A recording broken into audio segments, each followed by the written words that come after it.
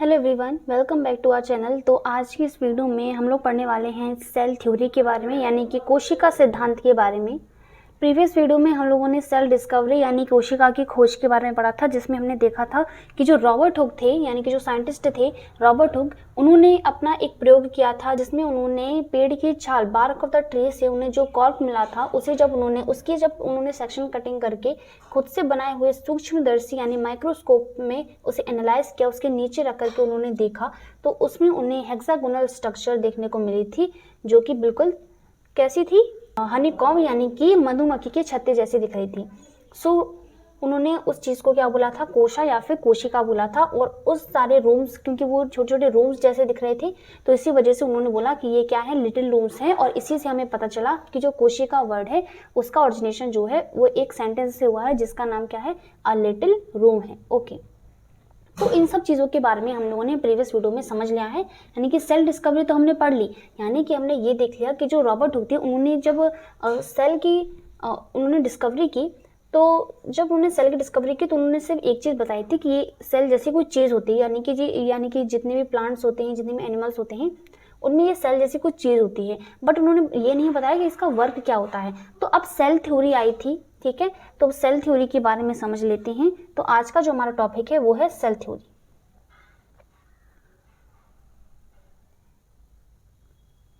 Cell theory यानी कि कोशिका सिद्धांत।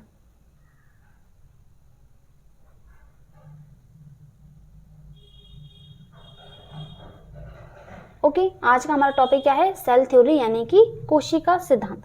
अब कोशिका सिद्धांत में हमें पता चलेगा कि सेल जो है उसका वर्क क्या है और क्या चीज़ है सेल। अब सेल थ्योरी की बात तो हम लोग कर रहे हैं, तो हमें पता होना चाहिए तो सेल थ्योरी जो है वो कब आई थी। सेल थ्योरी आई थी हमारी, जो सेल थ्योरी है वो 1838 ईस्वी में आई थी, जो कि दो वैज्ञानिकों ने दी थी, ठीक है। तो वो दो साइंटिस्ट जो थे उनके नाम यहाँ पर हम लोग लिख देते हैं। तो दो अलग अलग साइंटिस्ट थे जिन्होंने सेल थ्योरी जो है दी थी।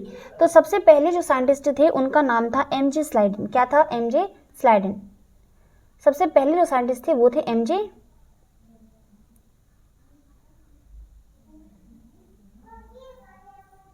स्लाइडेन, ठीक है, एमजे स्लाइडेन। आधा हिंदी आधा इंग्लिश हो गया। चलो, तो हम लोग यहाँ पर नीचे लिख देते हैं एमजे स्लाइडेन। और एक हमारे थे थियोडर स्वान। कौन थे, थियोडर स्वान थे, थियोडर स्वान थे। ओके,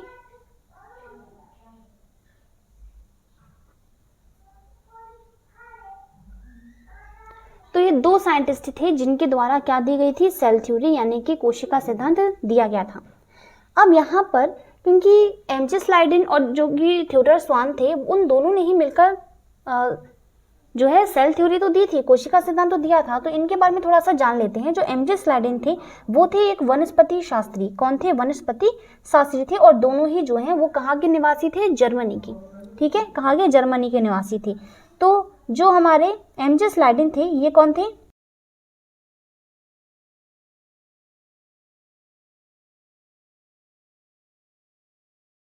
और वहीं अगर हम थियोडर स्वान की बात करें तो जो थियोडर स्वान थे ये हमारे कौन थे, जंतु विज्ञान शास्त्री।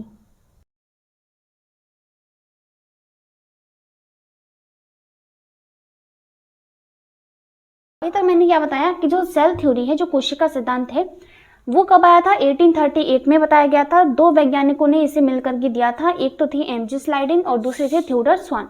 जो एमजे स्लाइडेन थे वो एक वनस्पति शास्त्री थे। वनस्पति शास्त्री का अर्थ होता है कि ये पादपों का अध्ययन करते थे, ठीक है, पादपों का अध्ययन करते थे। और जो हमारे सेकंड थियोडर स्वान थे वो जंतु विज्ञान शास्त्री थे, यानी कि जूलॉजिस्ट, जो कि जंतुओं का अध्ययन करते थे, जंतुओं का अध्ययन करते थे। ओके, जो एमजे स्लाइडेन थे जो कि बॉटनिस्ट थे, उन्होंने ये बताया कि इस दुनिया में जितने भी प्रकार के पेड़ पौधे हैं, पेड़ पौधों की जितनी भी जातियां हैं या फिर जितने भी प्लांट्स हैं, उन सभी की जो बॉडी है वो किससे बनी हुई है, सेल से मिलकर बनी हुई है या फिर सेल से ही ऑरिजिनेट हुई है। ओके, ठीक है, क्योंकि ये पादपों का अध्ययन करते थे तो इसी वजह से उन्होंने पादपों के संदर्भ में ये बात बताई कि जितने भी पादप हैं, जितने भी पेड़ पौधे हैं, उन सभी का जो शरीर है, उन सभी का जो निर्माण है वो किससे हुआ है, सेल यानी कि कोशिका से हुआ है। अब दूसरी चीज, जो थियोडर स्वान थे जो कि एक जूलॉजिस्ट थे, और यानी कि जंतुओं का अध्ययन करने वाला। तो इन्होंने जंतुओं के संदर्भ में यानी एनिमल्स जो ह्यूमंस होते हैं उनके संदर्भ में ये बात बताई कि जितनी भी इस दुनिया में जंतु पाए जाते हैं, जितने भी एनिमल्स हैं, जितनी भी उनकी जातियां हैं, उन सभी की जो बॉडी है वो किससे बनी होती है? सेल से मिलकर बनी होती है या फिर सेल से ही ऑरिजिनेट होती है।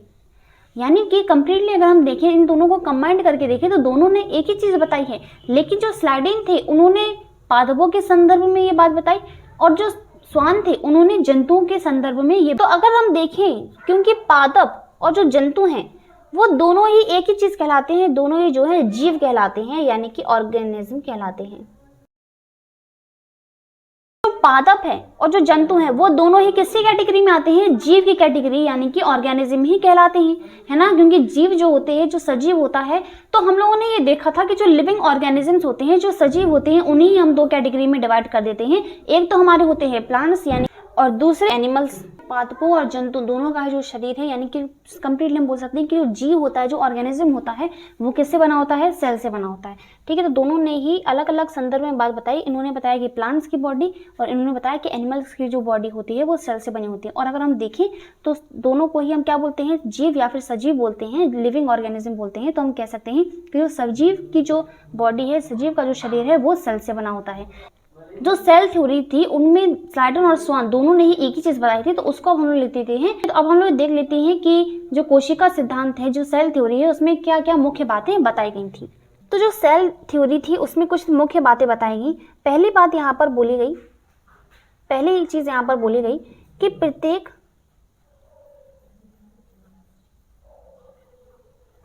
जीव का शरीर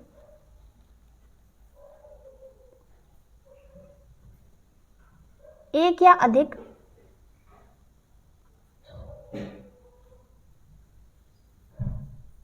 कोशिकाओं से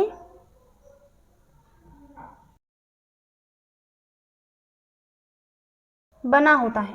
ओके, ये चीज यहाँ पर बोली गई कि प्रत्येक जीव का शरीर जो है वो एक या अधिक कोशिकाओं से बना होता है। यानी कि हर एक जीव, यानी कि जीव का मतलब है पादप और जंतु। तो ये यहाँ पर जीव बोला गया है, इसका मतलब है कि जीव की कैटेगरी में हम दोनों को ही लेंगे, जीव की श्रेणी में हम दोनों को ही सम्मिलित करेंगे, पादपों यानी कि पेड़ पौधों को भी और जंतु यानी कि एनिमल्स को भी। ठीक है, तो दोनों ही का जो शरीर है वो किससे बना होता है? कोशिका से बना होता है। और कोशिका की संख्या जो है वो एक भी हो सकती है और इससे ज्यादा भी हो सकती है।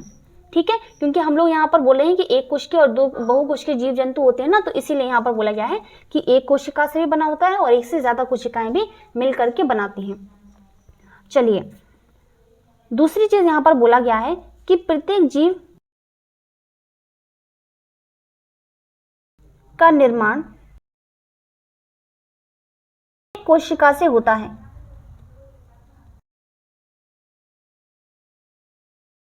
अर्थात यहाँ पर ये बोला जा रहा है सेकंड वाले में कि हर एक जीव का जो निर्माण है, यानी कि वही जीव जो है उसका ऑरिजिनेशन, उसका ऑरिजिन कहाँ से हो रहा है? एक कोशिका से हो रहा है। यानी कि टोटली हम देखें तो जब जीव बनता है तो उसमें सबसे पहले एक ही सेल होती है, सिर्फ और सिर्फ एक सेल होती है और उसी में डिवीजन होता है, जो कि अभी हम लोग देखेंगे। तो प्रत्येक जीव का जो निर्माण है यानी कि उसकी उत्पत्ति जो है वो किससे हो रही है? एक कोशिका से हो रही है। ठीक है, कि प्रत्येक कोशिका, हर एक कोशिका जो है स्वतंत्र इकाई है तथा यह मिल करके किसी कार्यों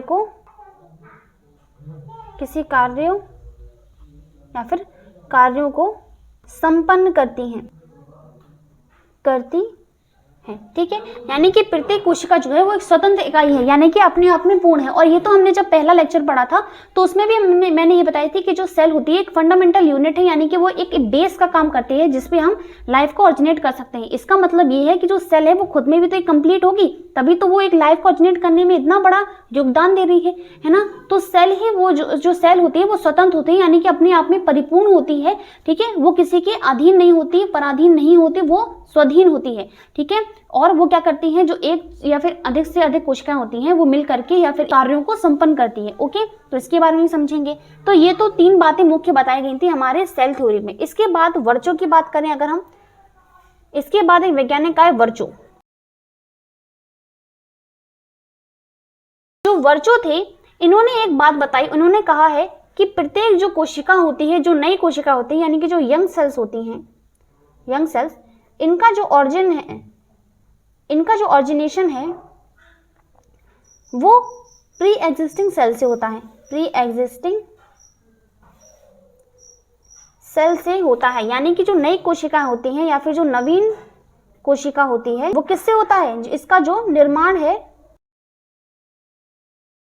वो पूर्ववर्ती कोशिका से होता है।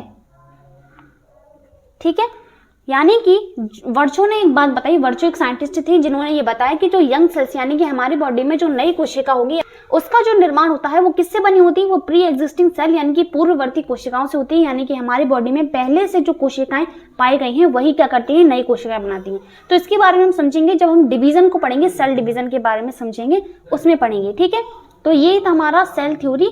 ठीक है, अब इसके बाद हम लोग अगले लेक्चर पे अगले टॉपिक को पढ़ेंगे। तब तक के लिए bye bye, take care, thank you so much.